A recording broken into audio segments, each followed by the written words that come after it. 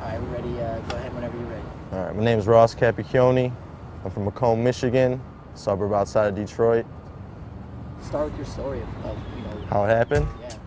Well, it happened like I was a junior in high school, 17-year-old punk shit. Just doing my thing, skating, hanging out. What I mean is basically there's no... This kid supposedly was supposed to be my friend, and I knew this kid for 10 years prior before this day. He asked me, hey, can you give me a ride to my cousin's house, down in the D? All right, yeah, well, like what part? Like the west side or the east side? And he's like, the east side. And I was like, nah, man, I don't got no business on the east side, He's like, no, it's cool, man. Like the east side, that's like 7 Mile, like, it's like a third world country. The police, they won't stop and get out the car. They won't pull you over. If there's gunshots, they'll wait till everything's clear and they'll come pick your body up off the street and that's it.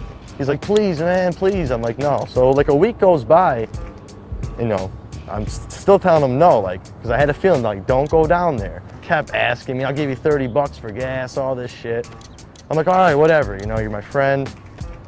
I'll take you down there.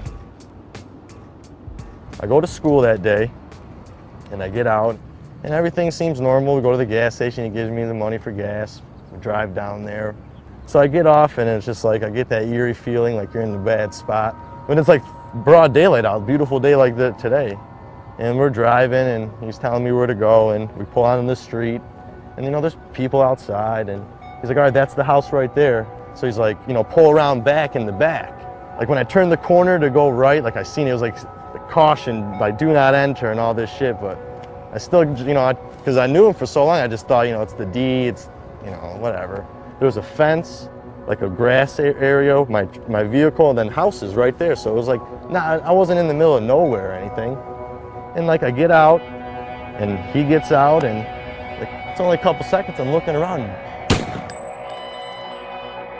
My ears are ringing, I'm like, man, that was close. And I kind of just glanced down, and my arm's just hanging off like a zombie. And I'm just looking at it, I'm like, yeah, this is, it's not real. And I kind of shake it off and look again, and it's just hanging off my arm. And I'm like, okay, then it kicks in, like blood, like flowing, like an animal. And then I look up, and this kid's just holding a shotgun, like 10 feet away from me, just holding it right at me. And I asked him, I said, like, did you shoot me? And he just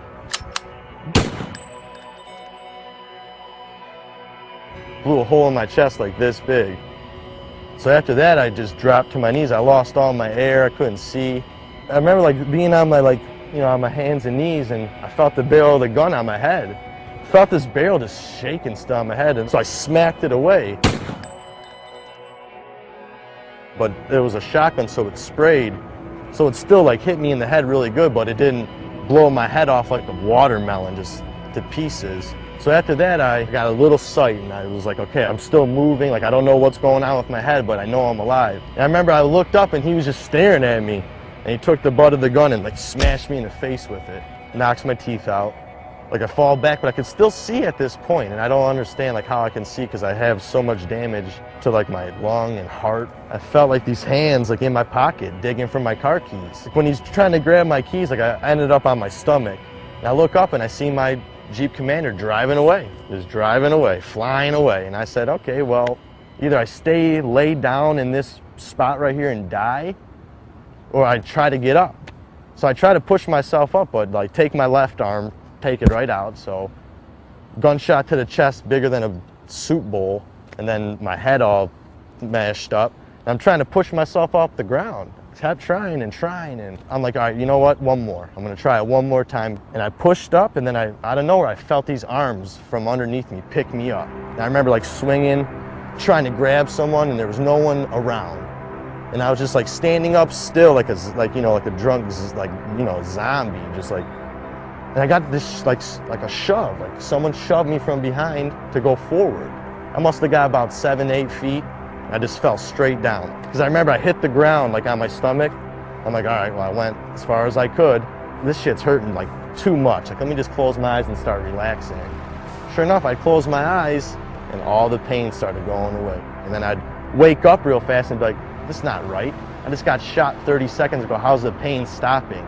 And I'd be like, don't worry about it. Go back to sleep. That's a good feeling when you're sleeping.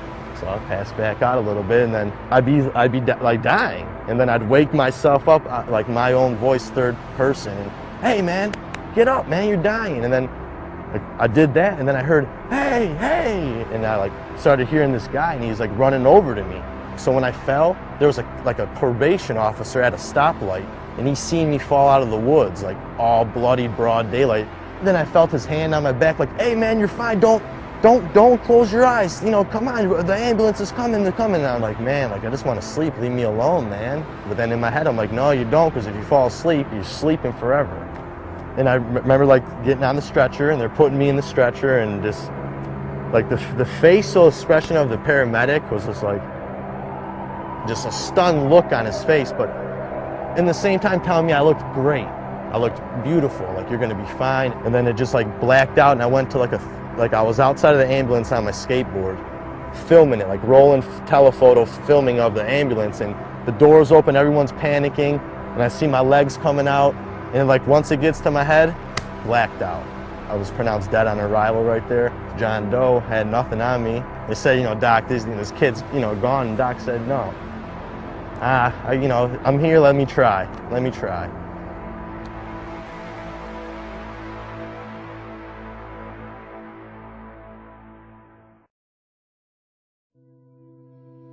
Like when I was pronounced dead on arrival, like throw him in the body bag, he's dead. Like the doctor said no, like, you know, I'm gonna try to help him. This man doesn't know who I am.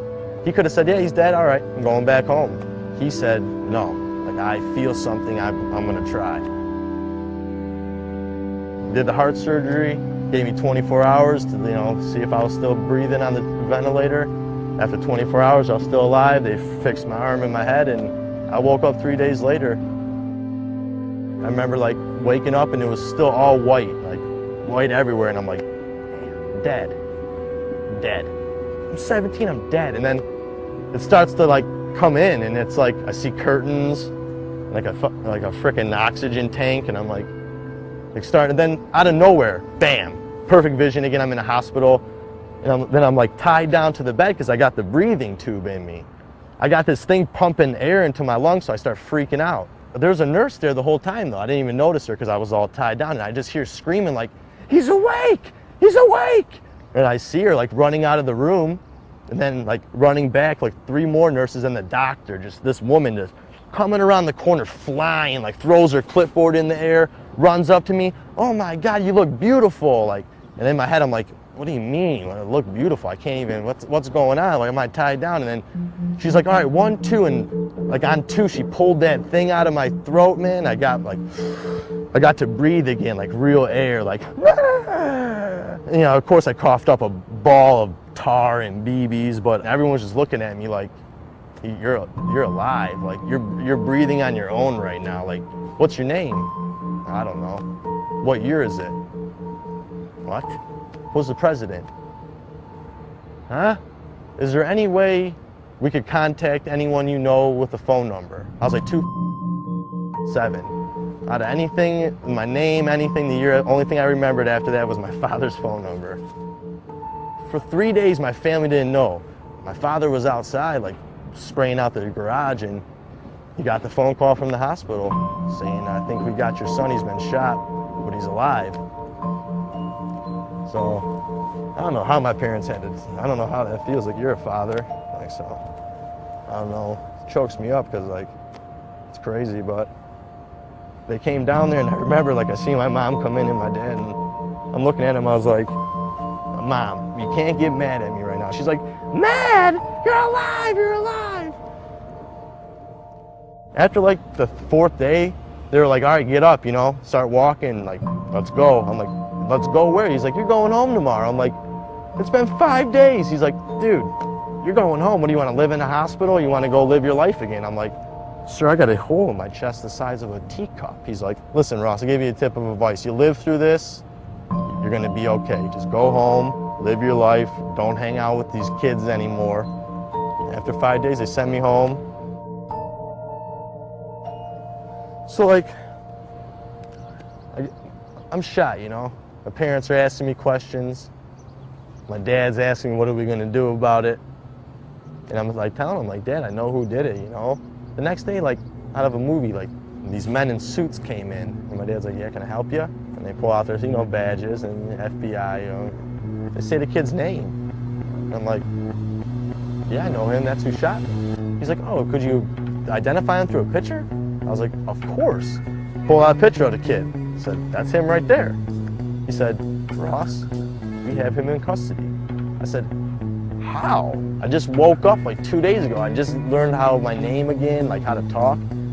He's like, the day blank shot you, he called blank and told him. So this kid shoots me and calls his buddy and says, hey, I shot Ross, he's dead. The kid's like, no, you didn't, you're lying. Because imagine another 15-year-old kid saying to a 15-year-old kid, you know? So after they hang up, the kid he told calls the police on him. And he was met by the SWAT team right at his front yard. Got him. And like all I had to do was go to court and testify against him.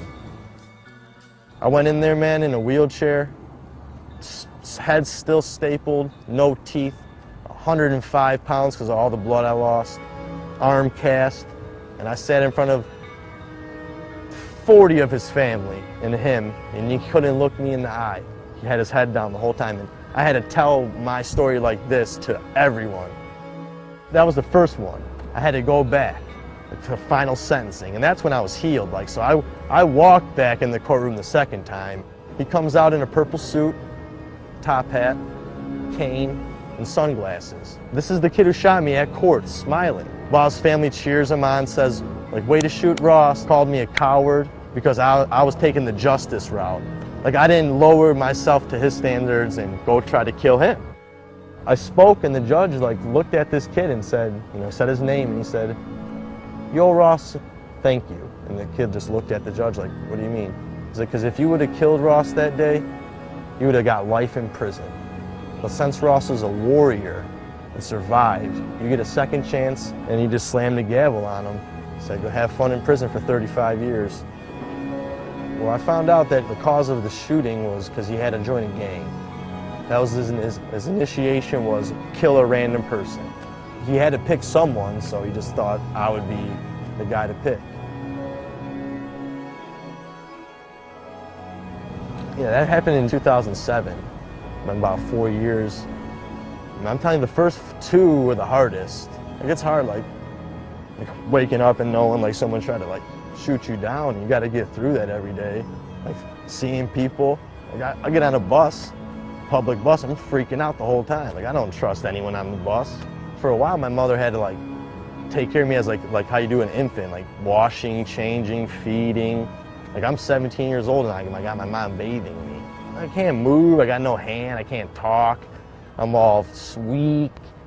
And my dad and mom were like, Ross, like come on, like the doctors say, like give it time. And then all my friends like coming to see me, hanging out with me. Like started getting more positive.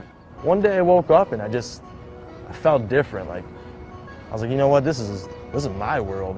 That's what I, like every time in physical therapy, like I would try to do something, mess up, I'd be like, well, it's like a nollie backside flip. Like you're gonna mess up until you try it and land it. When I'd mess up, I'd be like, nollie backside flip, and then I'd get it. Like I'd do something with my hand and like put the thing in, and the doctor would be like, oh yeah, good job, like you did it. And I'd be like, So I like started living my life as like skateboarding. It's been working. I'm very blessed.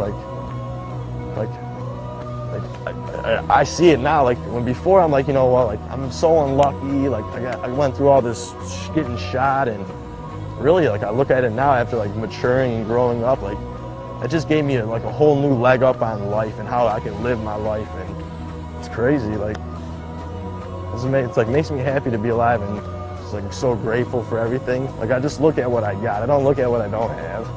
Look at what I have.